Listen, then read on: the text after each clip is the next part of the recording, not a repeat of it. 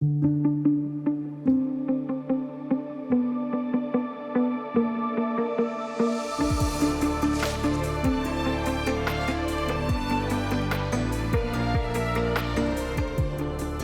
ont toute une histoire. Je parle évidemment de femmes que j'ai croisées, des silences que j'ai écoutés et des regards perdus.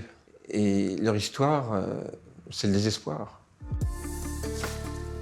En fait, j'ai été sensibilisé aux violences faites aux femmes depuis l'époque où je suis allé à la cour d'assises. Et je me suis dit qu'il fallait déjà changer les méthodes. J'ai décidé d'apporter une réponse à la fois rapide et puis systématique à toutes ces affaires de violence. Donc il y avait toujours une enquête qui était faite, mais le plus important, c'était de la laisser à son domicile et exfiltrer le compagnon ou le mari violent. Lors du procès d'Alexandra Lange, où j'étais avocat général, j'ai demandé l'acquittement. Ça a beaucoup surpris. Cette femme qui avait déposé plainte dans un commissariat, qu'on a renvoyée chez elle, et qui, quelques mois plus tard, a failli être étranglée par cet homme qui l'humiliait, l'avait violée, j'ai considéré qu'elle était en état de légitime défense, et j'ai réussi à effectivement convaincre les jurés.